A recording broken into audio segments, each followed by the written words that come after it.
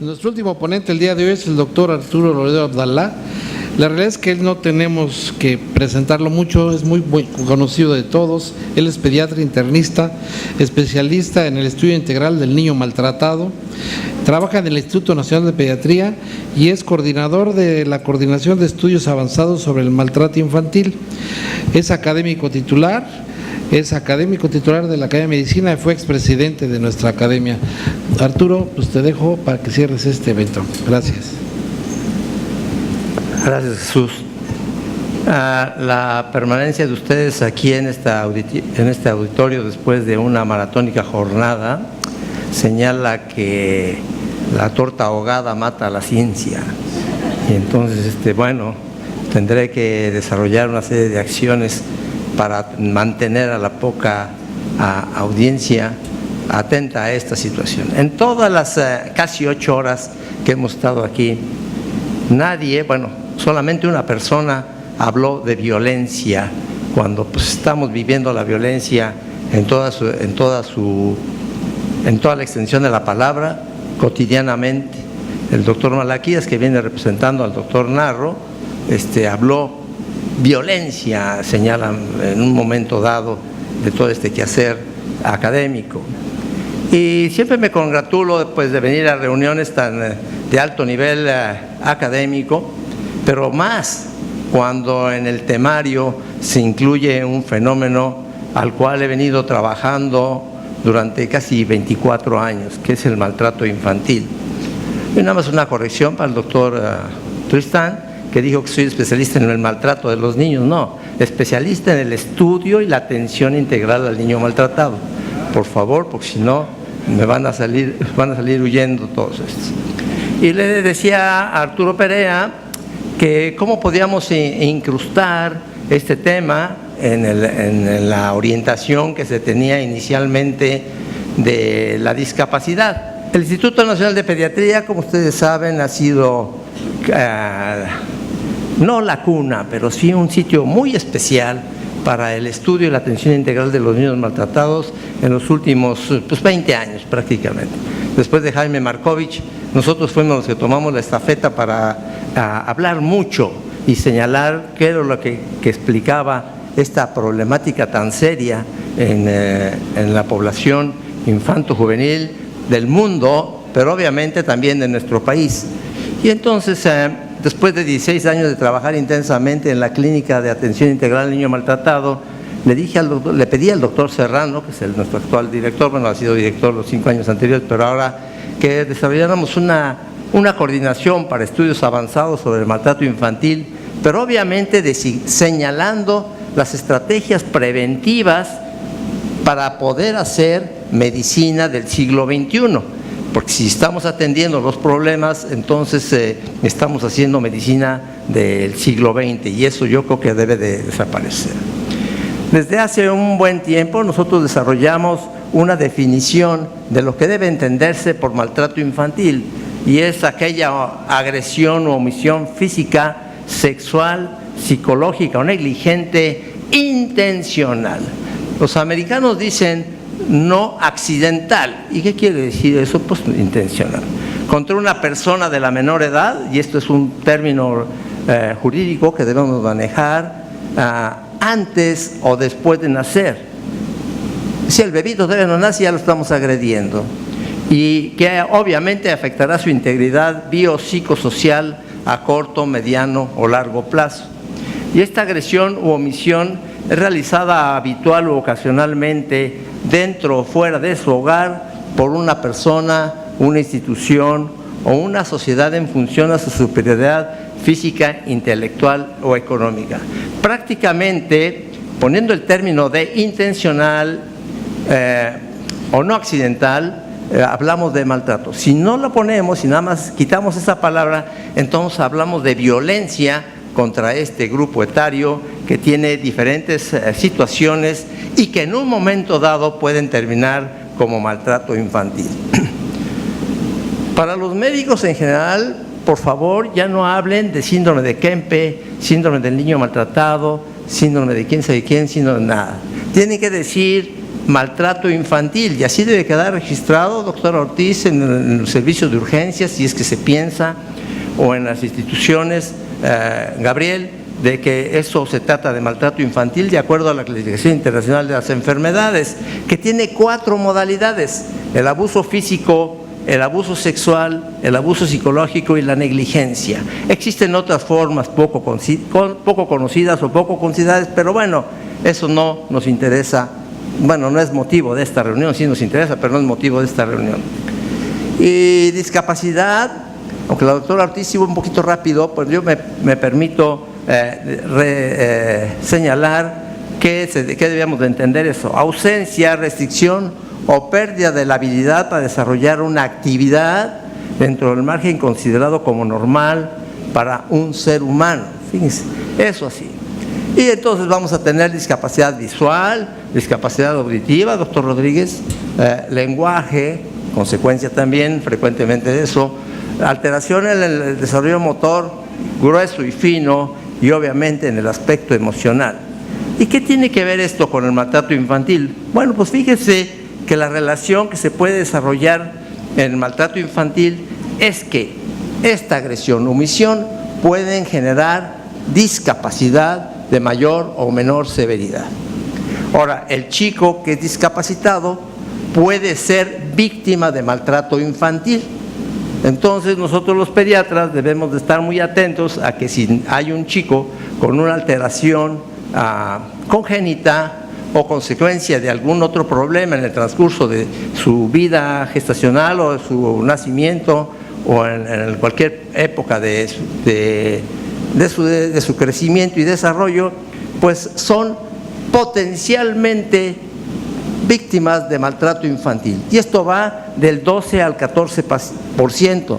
De tal manera que nosotros no tenemos nada más que quedarnos en resolver el problema que está suscitando la atención del bebito o del niño, sino que debemos estar atentos a que si existen una serie de determinantes familiares o determinantes sociales que se convierten en adversidades y se van acumulando, pueden generar maltrato infantil. Y el discapacitado también puede generar maltrato infantil. Entonces vean ustedes cómo estamos en esa situación. Repitiendo, población de riesgo tiene 12 a 14% de posibilidad de ser víctima de maltrato infantil. Entonces tenemos una malformación congénita, un padecimiento crónico, va desde la rinitis hasta el asma o cáncer, o aquel chico que tiene un daño neurológico de grado y severidad variable, aquel que depende totalmente de un adulto para realizar las funciones de la vida diaria, o aquel que tiene trastorno por déficit de atención, hiperactividad y anda como trompo chillador para allá y ni su mamá lo aguanta. Bueno, entonces, ¿cuándo vamos a evitar este problema? Cuando haya apego del niño o de la familia al médico o a la institución hospitalaria. De esta manera nosotros vamos a estar haciendo prevención, entender que 12 a 14% tienen posibilidad de ser víctimas de maltrato, pero si nosotros nos aplicamos y hacemos las cosas muy bien, entonces vamos a tener la posibilidad de evitar maltrato infantil. ¿Cuáles son la carencia y la consecuencia de maltrato infantil? Cuando no hay apego. Cuando no hay apego de la madre al niño, entonces tenemos la posibilidad de que exista abuso sexual, negligencia o abuso psicológico.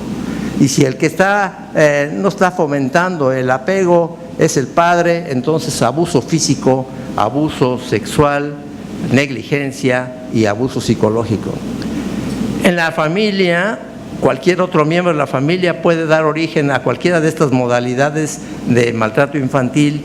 Y en la escuela, si no hay un orden, que si no hay una disciplina, entonces podemos tener el problema de agresión entre pares, o que lo que se conoce como bullying, y entonces vamos a estar muy atentos a tratar de evitar esa situación. Y en el hospital nos toca a nosotros, pero no solamente a nosotros, sino también a las enfermeras, todo aquel personal del área médica, el desarrollo de ensañamiento terapéutico. ¿Cuál es el límite en donde nos estamos excediendo en afán de salvarle la vida a una persona, a un niño que pues está muy mal, muy deteriorado, y estamos cayendo en enseñamiento terapéutico. Yo le planteaba al doctor Alejandro Serrano, que es el director, cuando vemos casos en donde es uno en 100,000 nacidos vivos, en 100,000 personas, que si hacemos la atención de estos pacientes sean bajo un protocolo de investigación para poder aprender y poder desarrollar una estrategia de atención, de prevención, pero de atención integral para esos niños, en fin. Luego, ¿cuáles son las consecuencias de la discapacidad?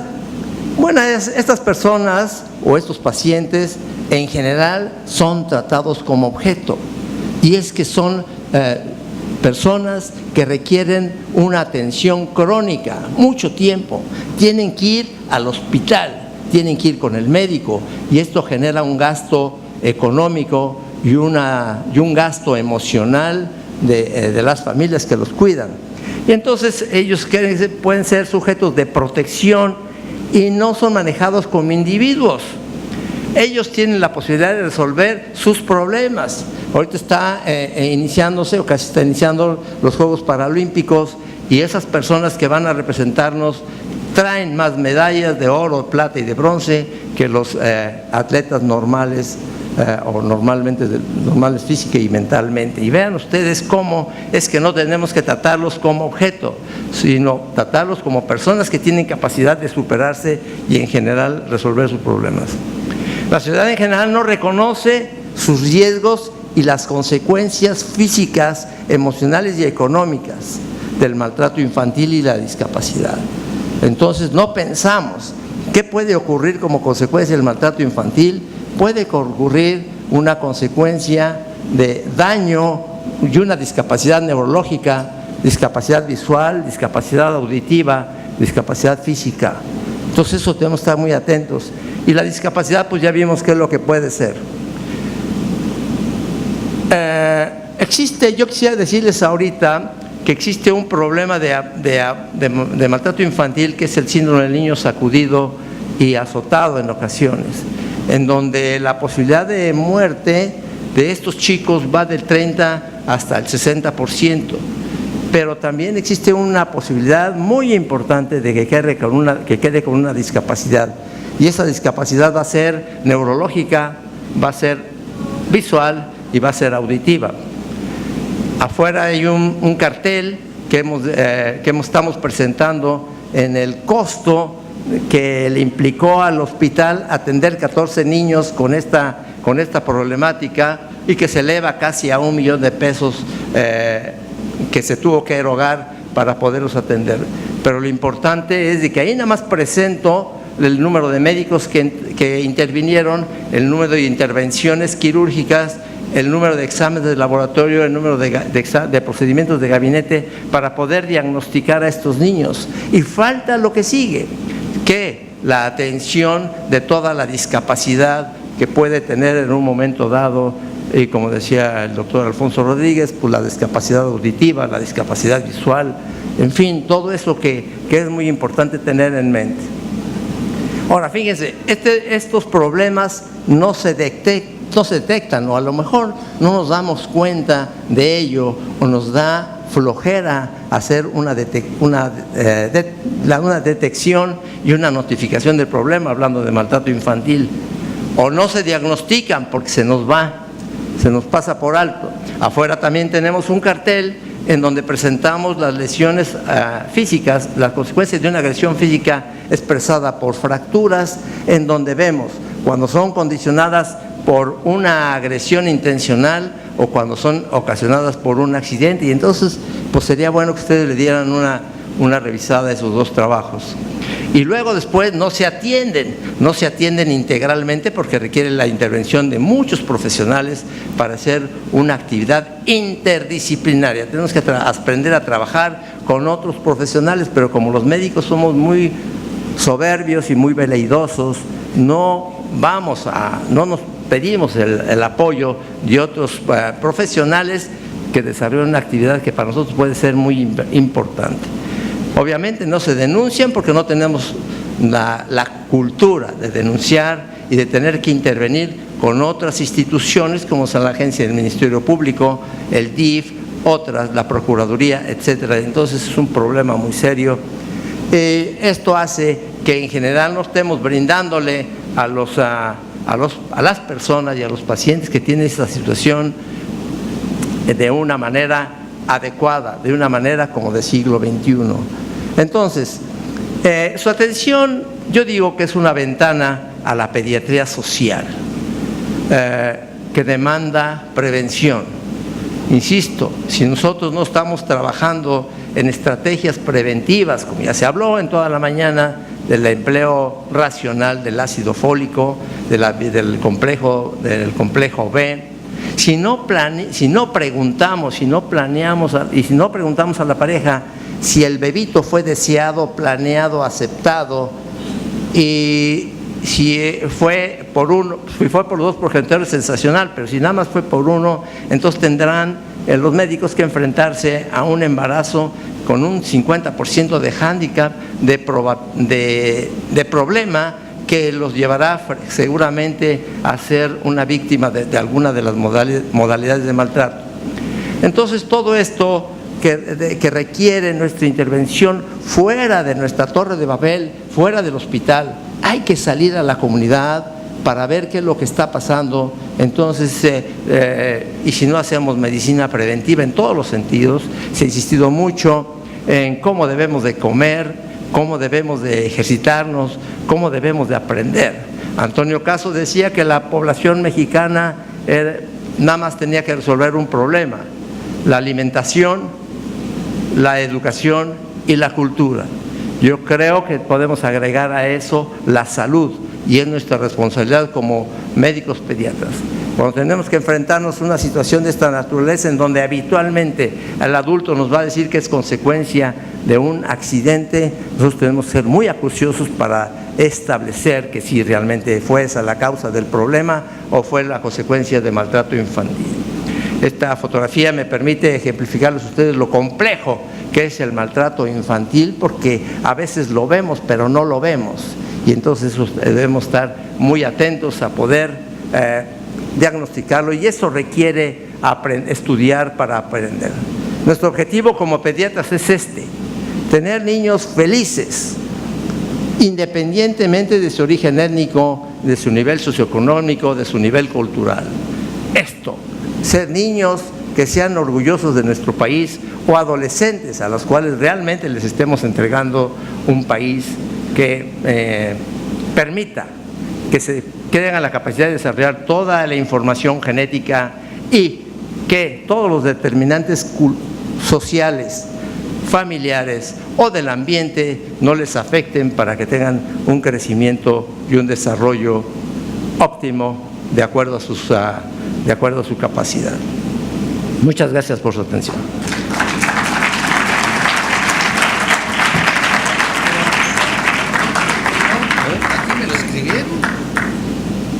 Aquí me lo escribieron. Te lo voy a mandar para el periódico, que así me lo escribieron. Ten, Arturo, te entrego. Tendría tiempo. ¿Sí? ¿Te me hace tiempo? Muchas gracias.